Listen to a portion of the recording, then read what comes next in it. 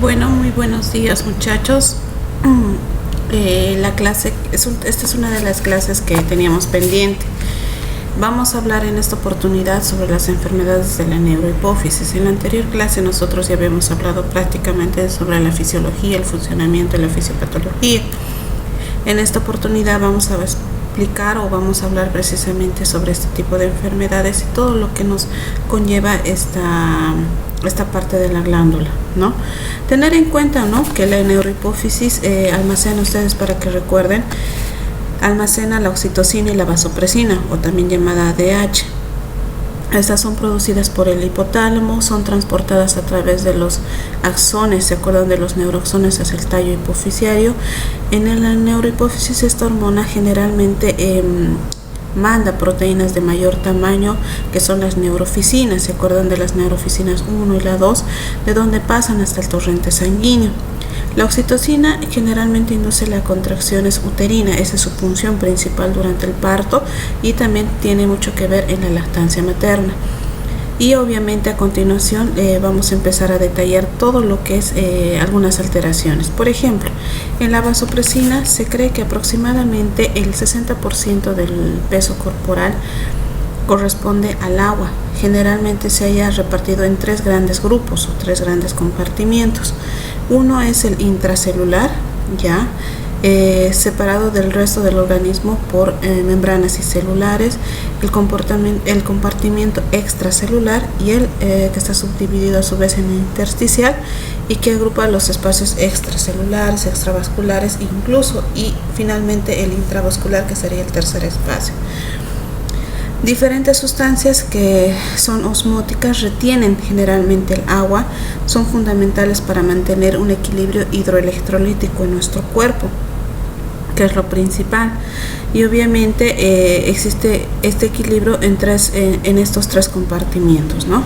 La hormona antidiurética generalmente se encarga de ¿qué? De controlar la osmolalidad extracelular y mantener el volumen sanguíneo adecuado, mantener una volemia adecuada en el organismo. El efecto antidiurético, es decir, que controla la diuresis en el organismo, generalmente se va a producir cuando se activa el mecanismo de reabsorción del agua en la parte distal de la nefrona. Recuerden que habíamos hablado en algún dibujo en la anterior diapositiva sobre la parte distal de la nefrona. Cuando no existe esta hormona en la porción final del túbulo contorneado distal y el túbulo colector de la misma nefrona, son altamente generalmente estos dos sectores impermeables a la difusión o al transporte de agua y sus solutos, dando lugar a que la diuresis sea generalmente más hipotónica, es decir, que no tiene un buen contenido de solutos, y obviamente la osmolaridad de la orina generalmente tiende a ser baja, ¿no? Una de las representaciones más importantes dentro de esto o dentro de las enfermedades es la diabetes insípida. ¿Qué es la diabetes insípida? Esta es una entidad caracterizada por la eliminación de grandes volúmenes de orina. Ya empiezan a orinar bastante. Polidipsia, que es secundaria, empiezan a beber bastante, tienen esa saciedad, esa sensación de querer ingerir bastante líquido y empiezan a orinar bastante, que generalmente esto es secundario a un déficit de la secreción o de la secreción de la hormona antidiurética, o un déficit en la acción a nivel de esta hormona, a nivel del contorno de los túbulos colectores de la nefrona. Esta hormona, la antidiurética, también se llama vasopresina. Recuerden que la vasopresina y la ADH es lo mismo, solo que tiene otro nombre. Cuando existe una falta o ausencia de esta hormona antidiurética, el filtrado generalmente tiende a volverse hipotónico, es decir, la carga de solutos durante la ausencia de esta ADH tiende a ser hipotónico, y eso obviamente se va a formar en la porción proximal de la nefrona, no se modifica en el resto del trayecto tubular, y obviamente tienen que tener en cuenta que la porción final del túbulo contorneado distal y el colector son impermeables a la difusión del agua y solutos, es decir, que no existe acción para que haya un cotransporte entre estos. ¿Qué es lo que pasa? Se va a obtener entonces con esta alteración una diuresis acuosa, está muy diluida. Las osmolaridades generalmente tienden a ser más bajas y obviamente suelen oscilar entre 50 y 80 miliosmoles por kilogramo peso. Una polidipsia generalmente, ¿y la polidipsia qué es? Es decir, la sensación, esta polidipsia que nosotros secundaria que hablábamos, es obviamente compensatoria a la gran eliminación de los grandes volúmenes de orina. Su paciente va a empezar a orinar bastante. Esa orina obviamente es acuosa, es decir, tiene tiene hipotonicidad, baja cantidad de solutos. Y el cuerpo necesita obviamente equilibrar eso. ¿Qué es lo que pasa? Ese famoso feedback es una respuesta, ¿no?, retrógrada. ¿Qué pasa? Obviamente la sensación de sed va a aumentar, por eso se llama una polidipsia secundaria. Existen 4 procesos generalmente fisiopatológicos que están bien relacionados con polidipsia y poliuria y secundarias y tienen mucho que ver con otro tipo de alteraciones. En este gráfico se pueden ver, como decíamos, como explicábamos, la diabetes insípida generalmente se caracteriza por la difusión del ADH. Está ocasionada la imposibilidad de concentrar la orina, es decir, son orinas prácticamente que no están concentradas. Lo que les decía, su osmolaridad es tan baja que pueden llegar incluso a 50-80 por kilogramo de peso. ¿Ya? Cuando ya está la osmolaridad por debajo de 250 ya nos consideramos hipotónico. Pero ¿qué tipos de diabetes insípida podemos tener? El origen. Uno, que es la central, ya que enseguida vamos a detallar, que en la neurohipófisis no secreta ADH, es decir, la alteración viene desde arriba.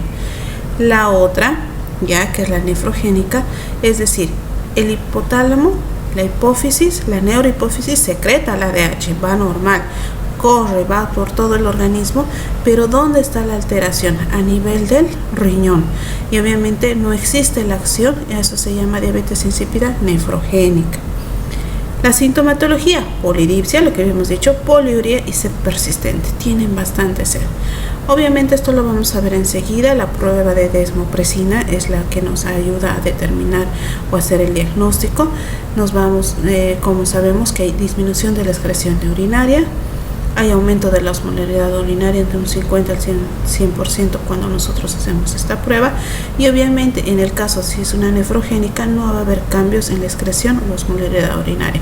Vemos que sí existe secreción de ADH, pero ¿cuál es el problema? Es a nivel renal. La primera, la diabetes insípida central. Esta es una entidad poco frecuente. Generalmente se dice que puede ser 1 en 25,000 casos. La ausencia o síntesis o secreción de ADH puede estar causada por una alteración de los osmoreceptores que están a nivel del hipotálamo, ya sea en los núcleos supraóptico, paraventricular o bien en la porción superior del tallo hipofisiario. Recuerden, el daño es hacia arriba. La presencia de esta diabetes insípida central implica la destrucción o pérdida del 80-90% de estas neuronas y de estos axones magnocelulares que puedan transmitir y puedan llevar la secreción de esta hormona. El inicio de la sintomatología es brusco. Eso es lo que más caracteriza en esta diabetes insípida central. Es brusco, generalmente hay apetencia por el agua, es decir, es exagerada. De pronto el paciente empieza a tener esa sensación de polidipsia. Puede ser transitoria por un periodo breve, como puede ser llegar a ser permanente, y obviamente está relacionada según a una segunda causa.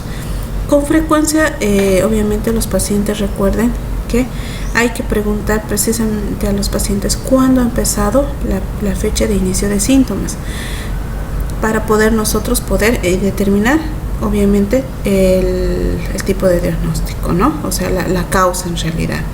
Y obviamente, ¿para qué nos sirve esto? Dentro de las causas que nosotros podemos tener, están en este cuadro que dentro de la bibliografía que les había pasado se encuentran las causas.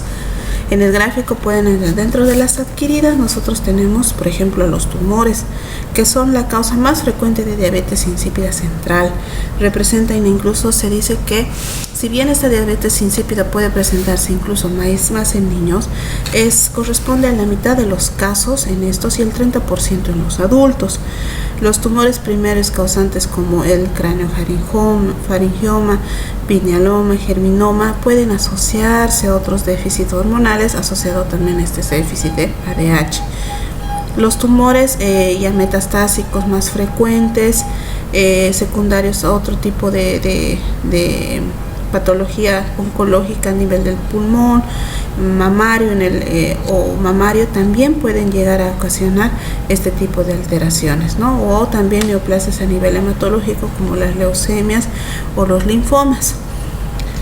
Las cirugías, cuando pacientes son sometidos a cirugías de hipotálamo hipoficiario o traumas cráneoencefálicos, la incidencia de esta diabetes insípida post cirugía varía según la lesión, dependiendo del grado de lesión. Es decir, si por alguna razón ha habido alguna cirugía hipotálamo hipoficiaria, obviamente sería el responsable, podría ser el responsable entre el 10 al 20% de los casos, ¿no? Dice que hay, generalmente se dice que hay, puede haber de tres tipos. Una que es la transitoria, que es la más frecuente, entre el 50 al 60% de los casos. Aparece dentro de las 24 primeras horas, se autolimita con los días y obviamente sobre todo es posterior a una cirugía transesfenoidal de tumores intracelulares. O sea, es como una complicación posiblemente esperada en estas cirugías. La permanente se manifiesta de forma también brusca como consecuencia de un daño a nivel del tallo hipoficiario o hipotálamo, y obviamente va a quedar ya la lesión establecida y el daño ya va a ser permanente. La trifásica se produce por una sección del tallo hipoficiario. La primera fase es diurética, aparece en los primeros 24 horas, así brusca, dura una semana aproximadamente. Hay daño axonal que impide la secreción y llevar la hormona ADH, y la segunda fase es la antidiurética, que está de posterior a la semana hasta los 12 días y se debe a la liberación no controlada del ADH almacenada en las células que se encuentran dañadas a nivel de la hipófisis. En estos casos, la administración excesiva de líquidos puede aparecer, se puede correlacionar con la presencia de hiponatremias. Se asemeja también mucho al síndrome de secreción inadecuada de ADH, que enseguida lo vamos a ver. Y una tercera fase en este tipo de causas, que son secundarias a las cirugías hipotálamo hipoficiarias, sería que una permanente que se produce en un 90% de estas células dañadas, y obviamente que han logrado liberar toda la ADH posible y hacia la neurohipófisis, y ahí existe la lesión y obviamente el daño. Otro tipo de enfermedades, como que detalla aquí el cuadro, están las enfermedades granulomatosas, ya a eso se refieren obviamente de etiología inmunológica, infecciosas. Se dice que la meningitis crónica, ya esos pacientes que se encuentran con daño neurológico de larga data pueden llegar a causar diabetes insípida. Ya pueden llegar a tener como complicación la tuberculosis, sífilis, encefalitis, toxoplasmosis en pacientes inmunodeprimidos como el VIH, por ejemplo, enfermedades vasculares como la encefalopatía hipóxica, ¿qué más? Anorexia nerviosa en pacientes, obviamente trastornos ya psiquiátricos. Fármacos, dentro de los fármacos, ¿cuál mencionamos? Que es importante saber esto: el etanol, la fenitoína, corticoides, agonistas alfa, toxinas, todos esos podrían, incluso dicen, ¿no?, los corticoides también podrían provocar de uso prolongado un poco de sintomatología en diabetes insípida. Idiopática, se cree que el 30-50% de los casos no se encuentra una causa rara de diabetes insípida central. Obviamente se relaciona mucho con enfermedades de origen autoinmune, hereditarias, que representa solamente el 5% de los casos, ya dependiendo del gen dominante o recesivo. Y obviamente hay una que es y las congénitas, ¿no? Que es la displasia septo-óptica, la hipogénesis hipofisiaria, defectos de la línea media de craneal o la holoprosencefalia, que también son otro tipo de causas, ¿no? Este es un cuadro de lo que más o menos la diferencia. Este es un paciente normal, ya, sin ninguna patología, sin ninguna alteración. El hipotálamo, la glándula pituitaria o la hipófisis, la secreción de vasopresina corre llevada por las neurofisinas y obviamente actúa a nivel del riñón, provocando ese balance armónico de agua y electrolitos. En la central, recuerden que el daño ya es aquí a nivel de tálamo o del tallo hipofisiario. No existe prácticamente secreción en la central. En cambio, en la nefrogénica sí existe secreción, esa es la diferencia. Pero ¿dónde es el daño? A nivel de los riñones. Antes de entrar a esta parte, voy a hablar un poco sobre la diabetes insípida nefrogénica. Ya no lo he detallado porque obviamente quiero tocarlo más cuando nosotros estemos ya prácticamente hablando sobre las glándulas suprarrenales y todo ya, y toquemos más la parte del riñón. La nefrogénica se caracteriza por la dificultad para concentrar la orina. Recuerden que no va a existir ese buen flujo entre agua y solutos. Y esto obviamente es secundaria a que existe una resistencia renal de la acción del ADH, es decir, existe ADH en el cuerpo, pero no puede actuar en los riñones, en la nefrona. Al inicio la clínica generalmente es más gradual, no es tan brusca como la insípida, esa es la diferencia, muchachos, ¿ya? Y las causas más frecuentes pues pueden ser hereditarias, que en las primeras semanas de vida de los lactantes, generalmente los niños, ¿no? Pueden presentar vómitos, estreñimiento, fiebre, poliuria, y cuando el diagnóstico se realiza muy tardíamente, ya cuando obviamente el niño está muy deshidratado, se trata de hacer obviamente una medición de electrolitos en orina, y ahí es donde nosotros podemos llegar a determinar entre las causas de la deshidratación del niño la causa que sea una diabetes insípida de origen nefrogénico. Cuestiones causas también de mutaciones de receptores ya a nivel del riñón adquiridas en los fármacos. Se dice que hasta el 10 al 20% de los pacientes en tratamiento crónico con litio, en esos pacientes que reciben litio por alguna otra patología, pueden llegar a desarrollar diabetes insípida nefrogénica. Se caracteriza porque hay una hipercalcemia, el calcio está prácticamente elevado. A menudo la alteración puede persistir hasta que se suspende obviamente el medicamento, y esto obviamente va a ser generalmente es irreversible, ¿ya? Otro tipo de medicamentos pues el cisplatino, la democloxicina, la anfotericina y el orlistat. En este caso, en todos estos ejemplos, nosotros estamos más familiarizados con la anfotericina, porque nosotros lo usamos sobre todo aquí en el hospital para el tratamiento, tanto para la leishmania, uno de los tratamientos que es para la leishmania, y el otro obviamente las meningitis de origen criptococócico. Acá usamos bastante anfotericina. Otra causa de diabetes insípida nefrogénica, las alteraciones metabólicas.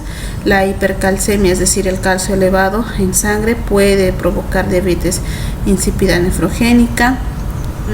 No está muy establecido muy bien el mecanismo por el cual puede ser provocado, pero obviamente se observa que existen niveles de calcio por encima de sus valores normales, que puede ser 11, por ejemplo, que es el valor máximo del calcio sérico, ¿no?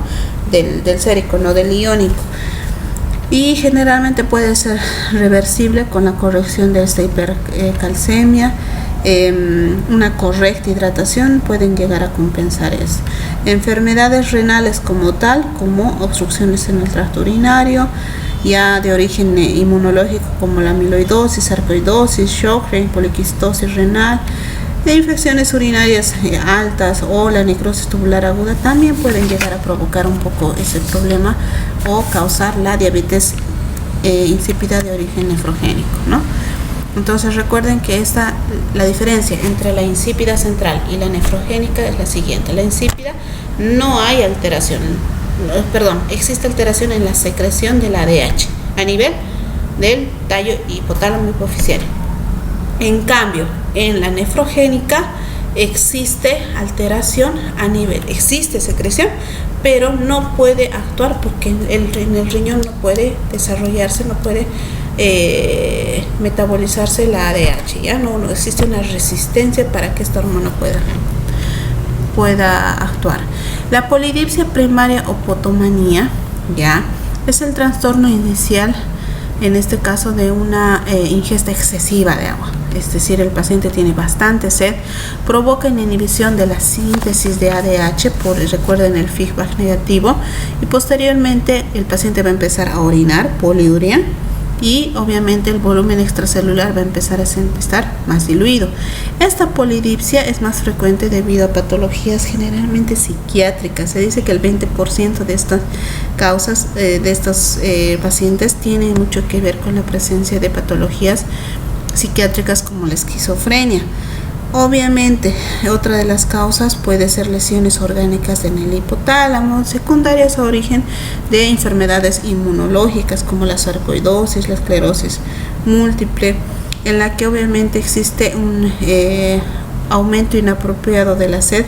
Ya puede ser incluso también por fármacos que causan sequedad de boca, como los antipsicóticos, y estos empiezan a tomar bastante líquido y eso se llama la polidipsia primaria o potomanía. ¿Cuáles son las características o las manifestaciones clínicas de la diabetes insípida, ya, y en los diagnósticos diferenciales? Lo principal se caracteriza porque la presencia de poliuria, polidipsia, que es el inicio más de inicio brusco, y es la causa, y obviamente en la causa central. Y ahí, es decir, polidipsia, poliuria y el inicio brusco es las tres claves principales en la diabetes insípida de origen central. Polidipsia, poliuria y obviamente la evolución con el paso de los días, y secundaria otra cosa es la nefrogénica. Está también asociado obviamente la poliuria hipotónica, ya, o polidipsia compensadora, es lo que les había explicado, la eliminación de grandes volúmenes de orina, ya, esto que van a provocar que la orina esté prácticamente bastante diluida, ya, la densidad también es mínima, la poliuria es importante y puede ser asociada a polaquiuria y también icturia y enuresis en este caso. ¿Qué va a provocar esto? Una polidipsia compensadora, el cuerpo necesita agua tras que está perdiendo agua. Entonces, ingesta de grandes cantidades de líquido, similar a las que se orina para compensar esa pérdida hídrica, eso es lo importante. La sed es más intensa por el día, pero persiste por la noche, y típicamente estos pacientes tienen apetencia por el agua fría en la diabetes insípida central. Pueden asociarse también a patologías gástricas, también se ha visto, ¿no? Ahora, ¿qué sintomatología más está asociada? Sintomatología general, ¿no?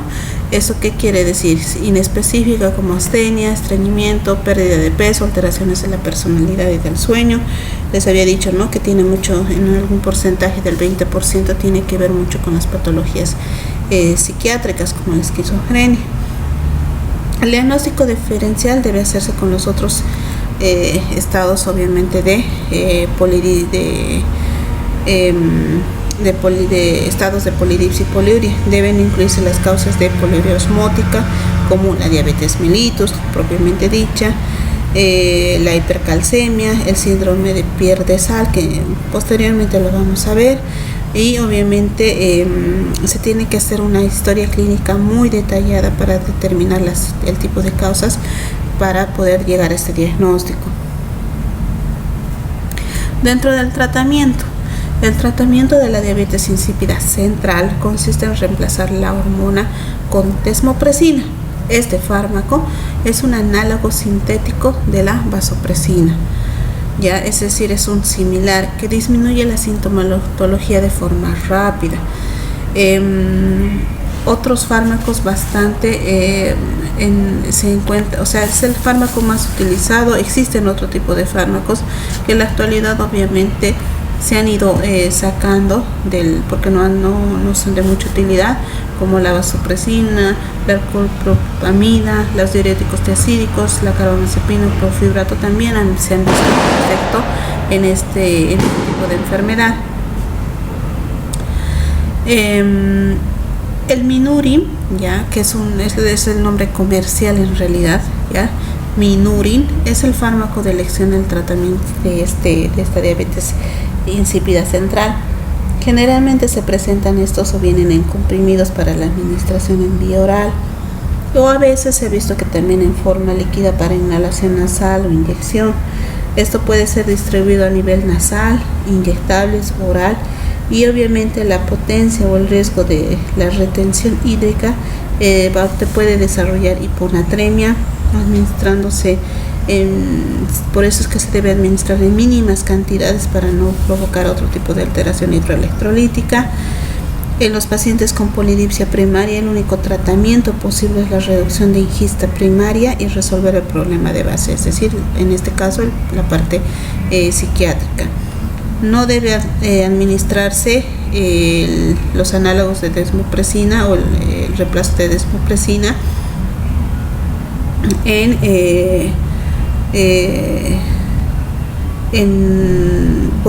no debe administrarse este análogo de desmopresina, en pacientes que obviamente puedan tener riesgo de intoxicaciones, como los pacientes psiquiátricos o que reciben algún tratamiento antipsicótico.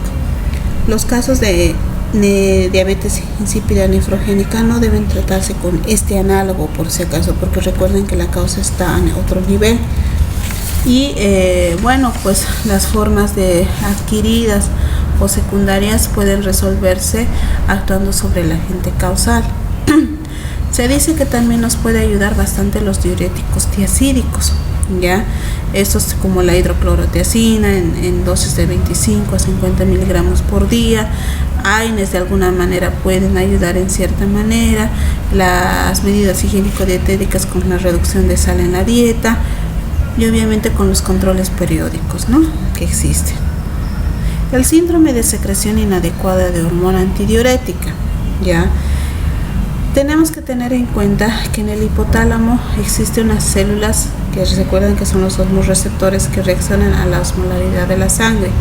Si este aumenta por encima de lo normal, estimula la liberación de ADH por la neurohipófisis, lo que a nivel renal determina la excreción de orina concentrada. Los osmoreceptores también aumentan la sensación de sed que estimula la ingesta de agua hasta que la osmolaridad sanguínea se normaliza en la neuro. Y la neurohipófisis va a dejar de descargar la ADH, va a dejar de secretar esta hormona. Estos osmoreceptores que están a nivel del hipotálamo son bien sensibles, ¿ya? Y generalmente responden muy bien a los cambios de osmolaridad plasmática, ¿ya? Por eso es que de ahí viene la alteración. Se dice que obviamente las causas son bastante numerosas. En esto podemos ver, permítanme un rato. La etiología, obviamente aquí están las causas, ya que pueden ir desde oncológicas, neurológicas, pulmonares, farmacológicas también, quirúrgicas, ya las infecciosas que les había comentado, a nivel que provocan encefalitis, y otro tipo de causas como las psiquiátricas o las autoinmunes. ¿Cómo se hace el diagnóstico de esto, El diagnóstico obviamente se basa en el hallazgo de la hiponatremia. Se caracteriza prácticamente por la hiponatremia, que generalmente es menor a cuánto es el sodio, sus valores normales del sodio, menor a 135 mil equivalentes por litro. Esto obviamente la osmolaridad plasmática también va a estar disminuida por debajo de 180 miliosmoles kilogramo peso.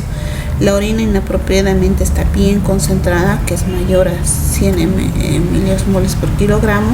Existe natriuresis elevada, es decir, la excesiva eliminación de sodio por la orina. No va a haber edemas, generalmente son pacientes que se encuentran hipovolémicos, hipotensos, existe una falla ya renal, incluso suprarrenal y hasta incluso tiroidea. ¿Cómo nosotros podemos saber o determinar el diagnóstico? Los niveles plasmáticos de hormona antidiurética no suelen ser de ayuda para diferenciar esta patología de otras causas o de otras causas de hiponatremia. ¿Qué es lo que se tiene? Una osmolaridad urinaria mayor que la plasmática es prácticamente confirmatoria si es mayor a 100 miliosmoles por kilogramo peso. Es prácticamente diagnóstica si es inferior a 100 miliosmoles por kilogramo peso. Es decir, nosotros debemos hacer el cálculo de la osmolaridad urinaria con la plasmática, hacer la diferencia, y si esta es inferior prácticamente es diagnóstica. Pero nos dicen aquí, existe una tablita aquí que es la de criterios de sospecha e inclusión diagnóstica del síndrome de secreción inadecuada de hormona antidiurética. En esta tabla nos dice los criterios de sospecha diagnóstica y los criterios de exclusión diagnóstico. ¿Cuándo vamos a sospechar de que estamos frente a un síndrome de secreción inadecuada de hormona antidiurética? Cuando hay una hiponatremia, que es signo de sospecha y diagnóstico fundamental, ¿ya? Hiposmolaridad plasmática, nosotros con los electrolitos y obviamente con la glucosa podemos calcular la osmolaridad plasmática. Recuerden que existe una fórmula. La osmolaridad urinaria mayor que el plasma, por eso es que nosotros calculamos la osmolaridad urinaria con la plasmática. Los niveles plasmáticos bajos de la urea, ácido úrico, proteínas totales y el hematocrito nos ayudan bastante, y la normovolemia y ausencia de edemas, es decir, un paciente que está con hiponatremia, no hay acúmulo prácticamente de edemas, de agua, ¿no? Y eso obviamente nos van a dar el criterio de sospecha diagnóstica. El de exclusión diagnóstica, cuando no vamos a pensar de que podamos estar frente a este síndrome de secreción inadecuada de hormona antidiurética.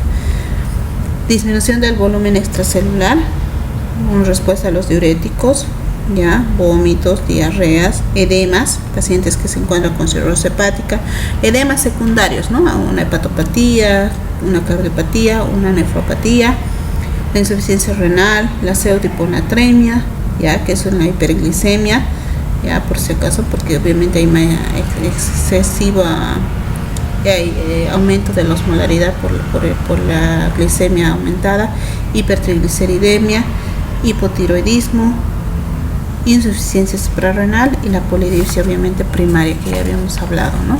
Entonces esos son los criterios de sospecha diagnóstica cuando nosotros sospechamos y cuando creemos que no debemos pensar que estamos frente a un CIJAD. En este caso, este cuadro es muy importante, muchachos, que lo sepan para poder diferenciar ambos.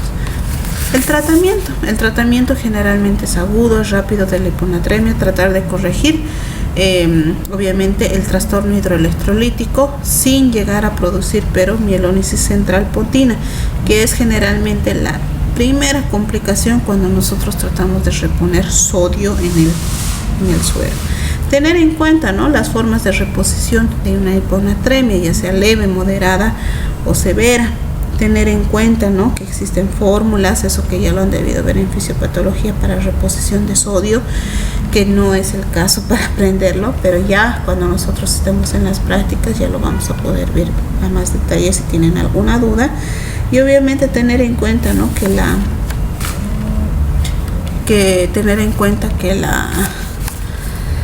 la corrección de este electrolito es muy fundamental, debe serse gradual, de a poco, obviamente no debe ser de golpe, solamente se suben 10.000 equivalentes por día, no se suben más, porque pueden llegar a provocar la mielónisis central pontina, que es la peor complicación que puede existir y prácticamente es sentenciar a su paciente, ¿no?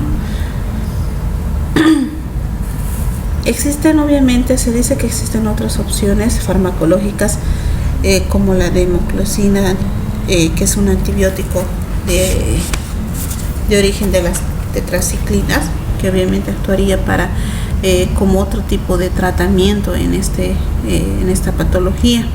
¿Ya? Esto va a producir una tubulopatía tóxica, impide que actúe la ADH y ocasiona una diabetes insípida nefrogénica que puede llegar a ser reversible. Se ha demostrado la utilidad de este medicamento en pacientes con polidipsia psicogénica, episodios de intoxicación acuosa, y obviamente